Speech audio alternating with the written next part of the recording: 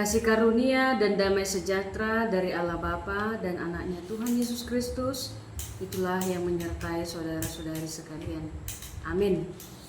Shalom, selamat pagi saudaraku yang dikasihi Tuhan kita Yesus Kristus. Firman Tuhan menyapa kita pada hari ini, Kamis 26 September 2024. Tertulis pada Imamat 19 ayat 18. Beginilah isinya. Janganlah engkau menuntut balas dan janganlah menaruh dendam terhadap orang-orang sebangsamu, melainkan kasihilah sesamamu manusia seperti dirimu sendiri. Akulah Tuhan. Demikian firman Tuhan. Ada satu cerita di Amerika, seorang laki-laki sudah dijatuhi hukuman penjara selama beberapa lama karena dia terbukti melakukan kesalahan. Lalu ada seorang pengacara yang melihat bahwa hukuman yang diterima seorang laki-laki tadi terlalu berat menurutnya. Karena rasa empati, ia membantu membuat permohonan pengampunan dengan menghubungi pemerintah setempat dan badan hukum serta lembaga lainnya, supaya laki-laki yang dipenjara tadi diberikan pengampunan. Ternyata dengan beberapa lama usahanya berhasil.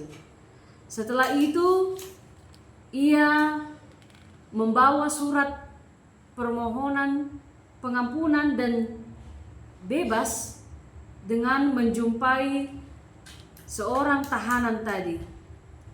Mereka berbincang-bincang di penjara. Lalu sebelum pengacara ini menyerahkan suratnya, ia bertanya kepada seorang laki-laki ini tadi yang menjadi tahanan. Pertanyaannya begini: jika engkau dibebaskan dari penjara ini, apakah yang engkau lakukan selanjutnya?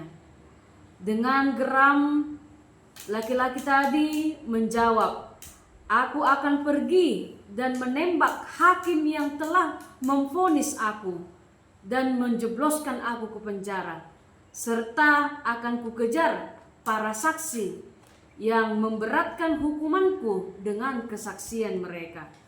Mereka akan kubalaskan, tidak ada ampun bagi mereka. Mendengar hal itu, pengacara yang bersimpati tadi, yang sudah memegang surat pembebasan tadi, tidak jadi menunjukkan surat itu. Setelah meninggalkan penjara itu, laki-laki itu, yang pengacara itu, merobek surat itu dan membatalkan surat pengampunan tadi.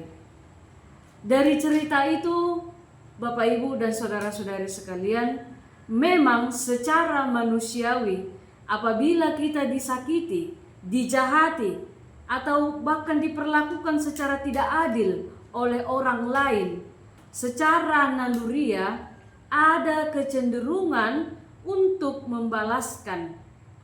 Kita kadang menyimpan dendam. Dendam yang tersimpan itu pasti akan meledak. Akan tetapi balas dendam sebenarnya adalah datang dari si jahat. Balas dendam bisa terjadi karena ketidakmampuan seseorang untuk mengelola suasana hati dan kemarahannya. Balas dendam tidak dapat menenangkan hati karena kebencian tetap terpelihara dalam hati. Tuhan Allah memberikan perintah agar kita sebagai umat-Nya jangan menuntut balas dan menaruh dendam, melainkan mengasihi sesama manusia seperti mengasihi diri sendiri pada ayat ini. Tuhan Yesus juga berkata dalam Matius 22, demikian isinya. Dan hukum yang kedua yang sama dengan itu ialah kasihilah sesamamu manusia seperti dirimu sendiri. Kita harus mengasihi sesama sekalipun kita pernah merasakan sakit hati atau mengalami yang tidak baik dari sesama kita yang berbuat jahat kepada kita. Karena mengasihi dengan mengampuni orang yang bersalah kepada kita tidak akan menghalangi doa-doa kita kepada Tuhan. Ingatlah doa Bapa kami yang berisi, dan ampunilah kesalahan kami seperti kami mengampuni yang bersalah kepada kami. Marilah kita mendoakan mengampuni setiap orang yang berbuat jahat kepada kita, sehingga Tuhan akan menolong dan memberikan hati yang damai kepada kita.